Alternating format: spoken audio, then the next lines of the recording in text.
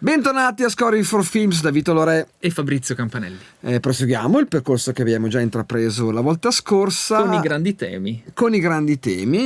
Temi d'amore per ora, ma poi esatto. Abbiamo certe idee. Proseguiamo quindi con un nuovo tema d'amore, un importante tema d'amore di un importantissimo film. Perché ci piace l'amore. Ci piace l'amore, siamo dei sentimentaloni. L'altra scorsa abbiamo visto C'era una volta in America, oggi vediamo un film e un tema d'amore molto diverso. Blade Runner.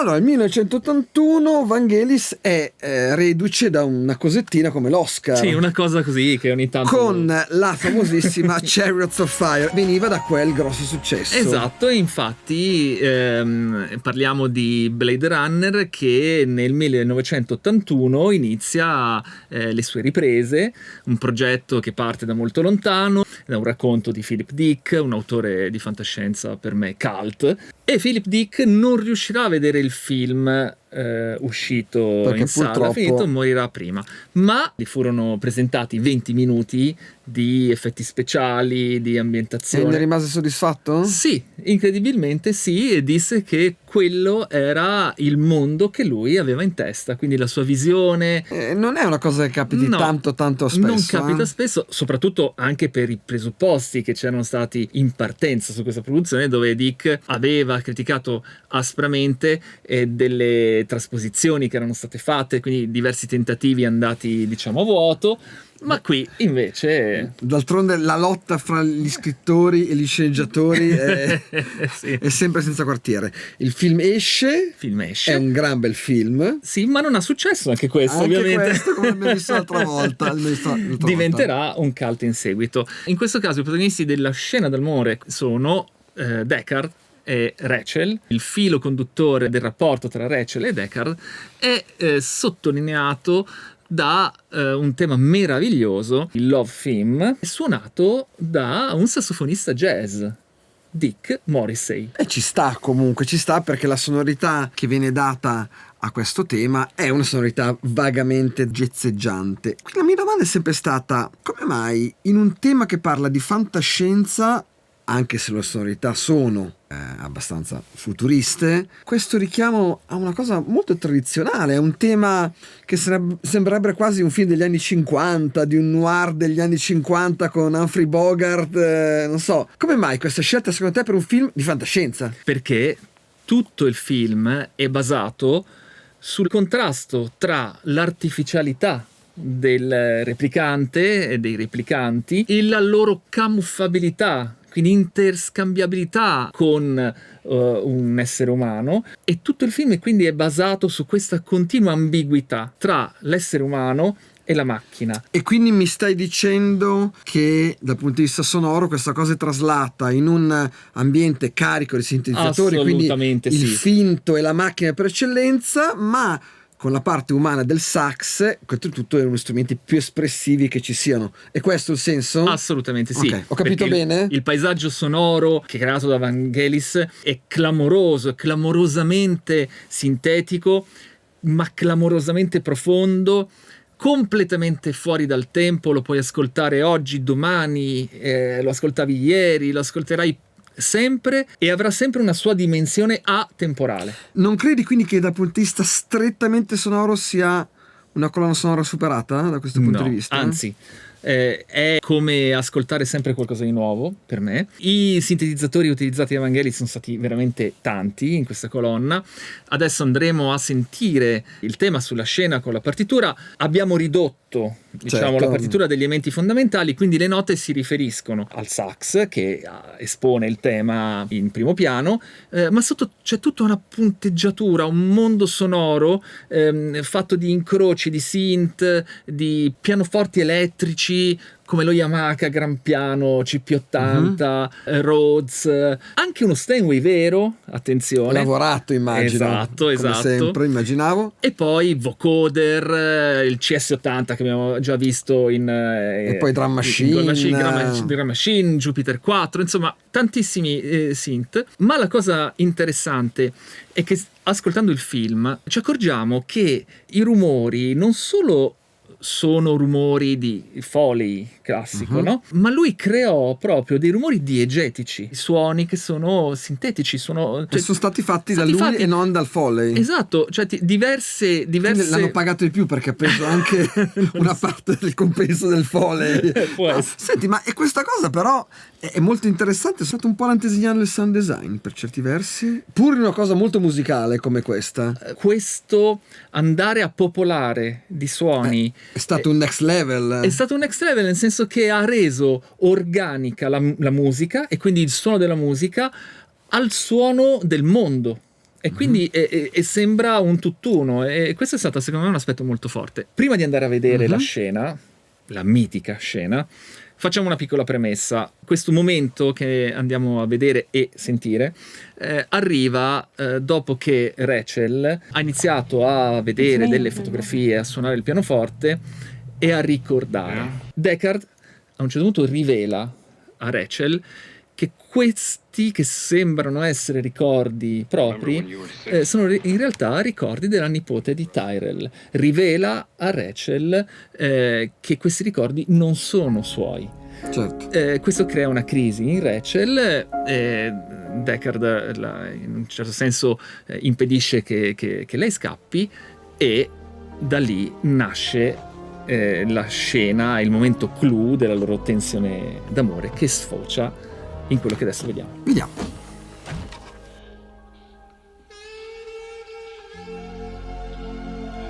Ecco il sax che abbiamo detto prima, tutti conosciamo. Sotto sentiamo la punteggiatura dei diversi synth che costituiscono il tessuto armonico. I can't rely on... Say kiss me.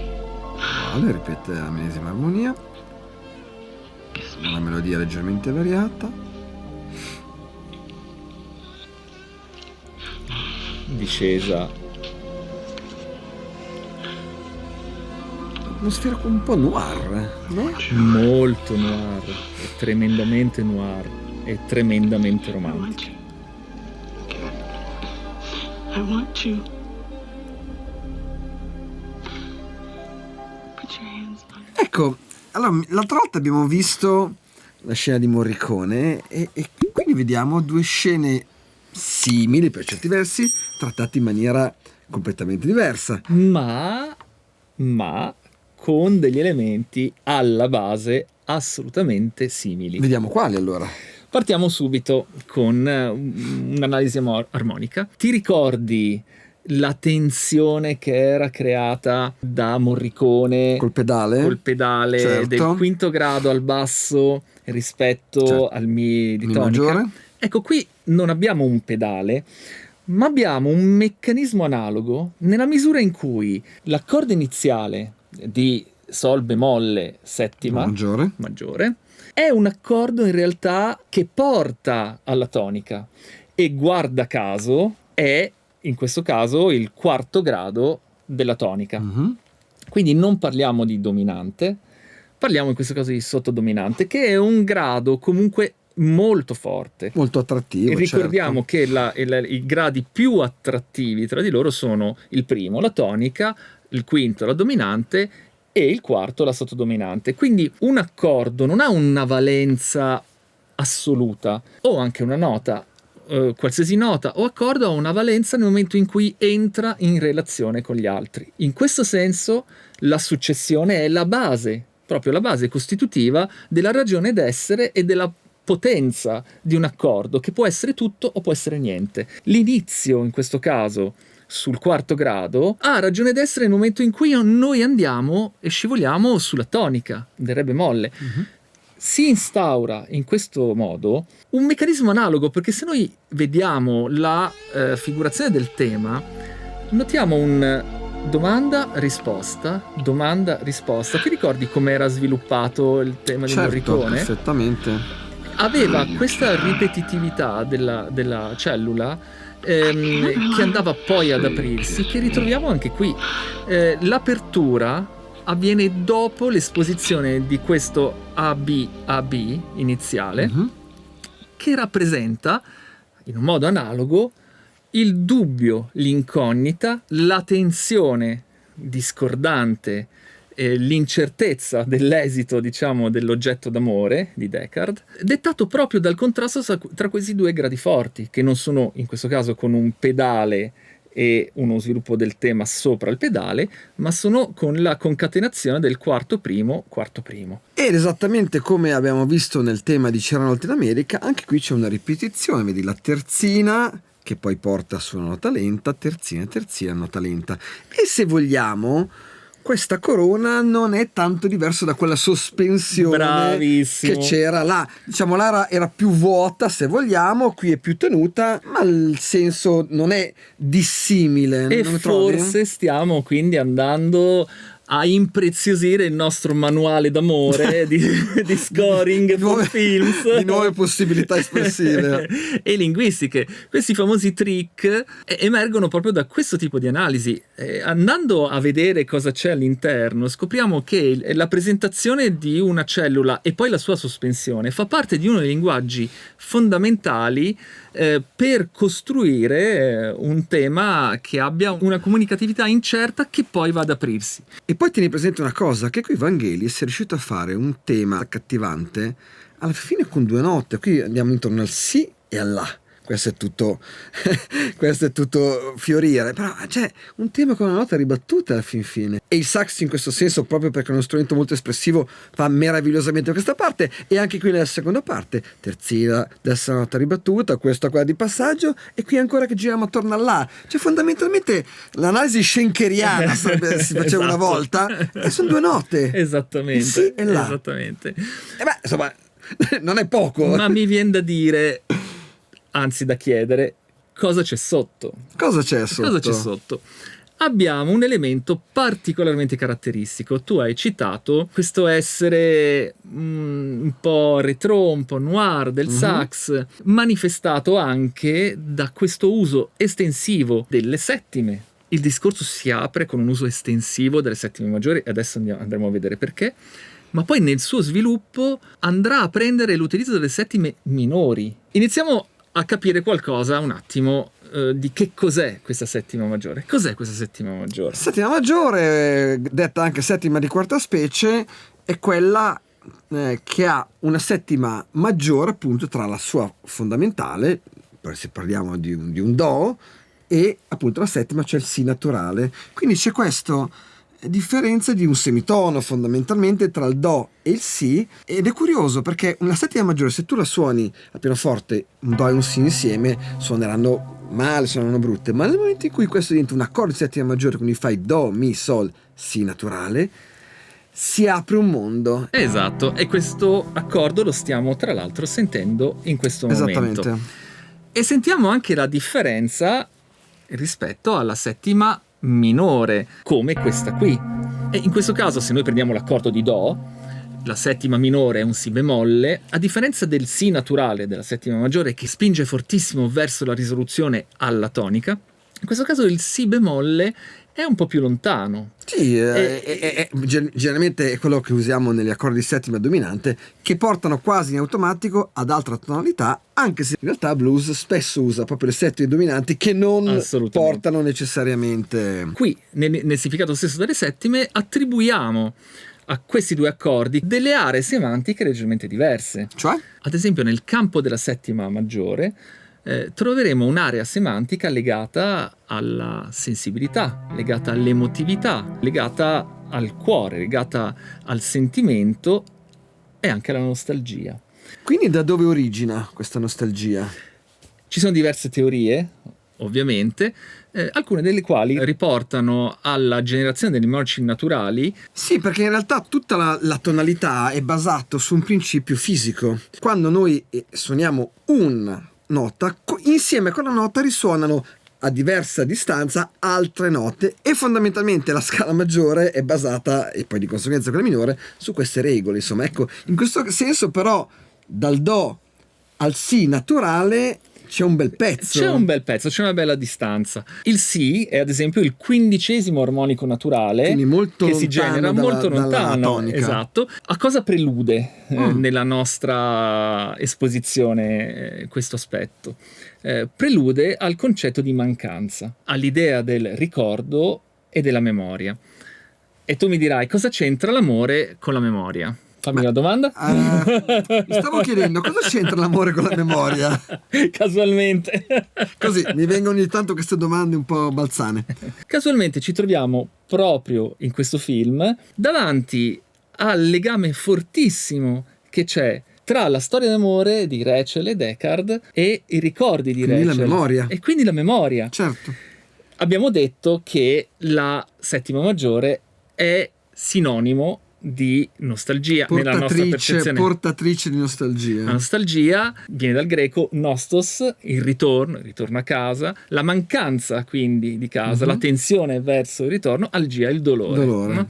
Quindi il dolore del ritorno, della mancanza, è dolore di assenza. Il dolore di assenza è allo stesso tempo una tensione verso una conquista, è desiderio. Il desiderio di tornare a casa è il desiderio di avere qualcosa che è altro da sé. La memoria è base della costruzione del sé.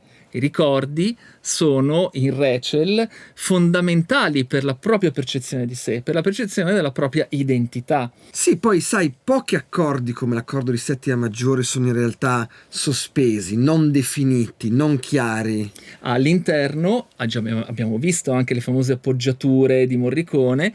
E qui abbiamo già fatto vedere che il Si naturale rispetto al Do in un ipotetico accordo di Do maggiore presente al proprio interno porta una tensione fortissima verso il Do. E quale sinonimo migliore per la nostra percezione di un qualcosa che cerchi di riempire un vuoto, di riempire una mancanza, cerchi il ritorno a casa e quindi sia sinonimo di nostalgia. Quindi tu dici, se ho capito bene, che Evangelis è partito prima da una base armonica di questo tipo e forse proprio per questo la melodia è relativamente semplice dal punto di vista dello spostamento melodico? Dico che lui ha cercato di entrare nella psicologia, di immedesimarsi o in Rachel o in Deckard, di andare a cercare quella spinta d'amore che si basa sul ricordo. Ricordo viene dal latino cordis, cuore, ovvero ritornare al cuore, ovvero il riprendere quella concezione aristotelica, se vogliamo, che faceva del cuore la base della memoria. Tutto ciò che ritornava alla mente, alla memoria, ritornava al cuore. È rimasto anche in inglese, no? Imparare a memoria è to know by heart. By heart, certo. Non to know by mind, ok? By memory, certo. E quindi il legame tra ricordo e amore è un legame indissolubile, è un legame che ci riporta al riaffiorare dell'esperienza sensibile. L'esperienza sensibile di Rachel è messa in discussione da Deckard, ma si apre un nuovo capitolo, diciamo, il qui e ora di Rachel, la tensione d'amore è l'oggetto del desiderio di Deckard e l'oggetto del desiderio è l'inizio sfuggente, la settima maggiore, e si innesta con quel gioco di cui tu parlavi di Morricone tra inseguito e inseguitore. Rachel è inseguita ovviamente e Deckard è l'inseguitore. Ecco quindi di nuovo l'alternanza tra sottodominante quarto grado dell'inseguito Rachel e Deckard, l'inseguitore. Il compositore dove si mette in tutto questo? Si mette in entrambi. Il compositore veste il legame che c'è tra loro due. Ecco che adesso possiamo leggere a ragion veduta il quarto grado, il tema, e il primo. Pausa, ritorna l'inquietudine, il dubbio, quarto grado, l'inseguita e la risposta dell'inseguitore di Harrison Ford, mitico.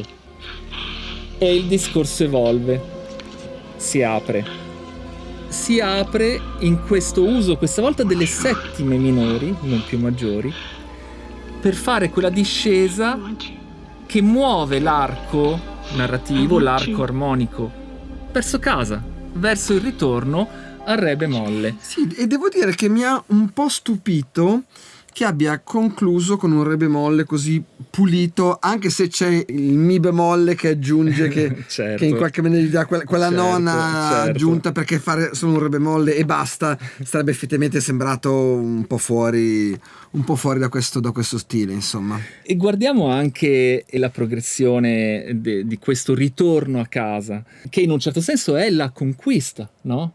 Vabbè, il bacio, l'evoluzione avviene sul bacio, anche qui Come ci ricordiamo, Morricone, ecco, come Morricone. date le premesse, quindi costruiamo il nostro tema ideale, porremo delle premesse, queste premesse avranno un momento topico nello sviluppo. Certo. Lo sviluppo sarà affidato a un'evoluzione dinamicamente più veloce, o quantomeno non più veloce a livello di scansione metronomica, più veloce a livello di cose che succedono all'interno. Quindi in questo caso una successione di accordi più serrata e quindi un'intensità maggiore nell'esposizione musicale. Abbiamo un percorso meraviglioso che dal mi bemolle minore settima evolve al fa settima, che ci porta al si bemolle minore. naturalmente Al si bemolle quando minore settima. dicevamo Esatto. la dominante, la settima dominante ci porta, in questo caso la settima dominante Ci porta dove dovrebbe ci porta dove deve portarci. portare,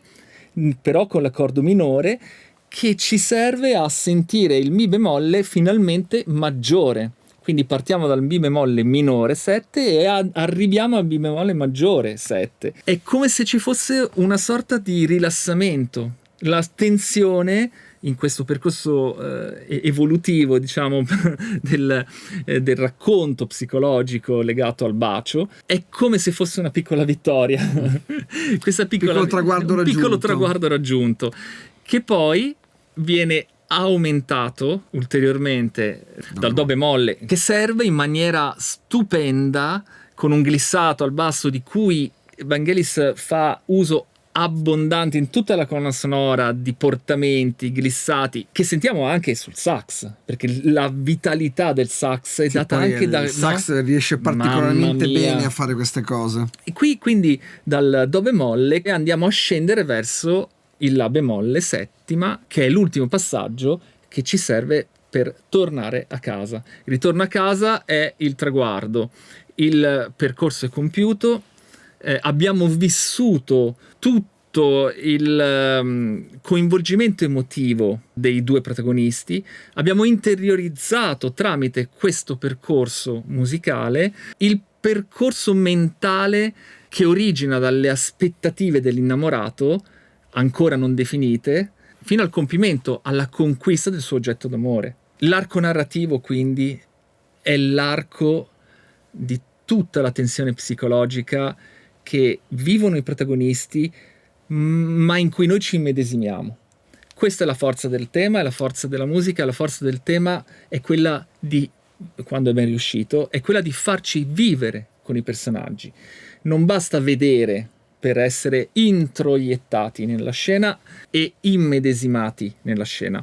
La forza del grande tema è quella proprio di farci vivere come se noi fossimo uno di loro due, o anzi meglio, come se fossimo tutti e due. Ma questa è la forza incredibile che c'è nei grandissimi temi, in questo caso nei grandissimi temi d'amore, che ci fanno commuovere, che ci fanno emozionare ogni volta come se fosse la prima volta. Però noi abbiamo una possibilità. Di fare una specie di giochino? Sì, andiamo a vedere cosa ne sarebbe nel nostro tema se al posto delle settime maggiori che utilizza facessimo una piccola modifica, correzione, una piccola usassimo le settime minori, così Vediamo capiamo che anche succede. un po' la differenza. Vediamo che succede. Questa è la nostra sessione in cui abbiamo trasposto il tema con l'electric gran piano della Omnisphere. Cosa succede se noi andiamo a mettere invece della nostra settima maggiore una settima minore? Vediamo. È cambiato un attimo. Ok, questo, spero che Vangelis non se ne abbia male se ne abbiamo fatto sto scherzetto. No, anche perché diciamo che abbiamo approfondito in maniera abbastanza trasportata il suo lavoro, quindi ci perdonerà per questo. Ci perdonerà per questo piccolo. Però è curioso. Sì. Quindi il messaggio è attenzione alle settime cosate. Attenzione alla settima, perché non sono proprio la stessa cosa, anzi cambiano completamente. Ragazzi, abbiamo la stessa melodia, la stessa armonia di base, ma cambiando la settima è trasmutato completamente, è precipitato, cioè tutto quello che hai detto fino adesso è precipitato miseramente. Anche qui ci siamo portati a casa dei buoni tools, secondo me, dei construction kit per il grande tema. Sì. Adesso ci aspettiamo che prima o poi qualcuno di voi ci presenti un grandissimo tema d'amore. Scrivetelo nei commenti, ma mandatecelo. Insomma, comunicatecelo nella forma che preferite, e direi che ci diamo l'appuntamento al prossimo tema sorpresa. Sorpresa, e attenzione alla settima. Ciao.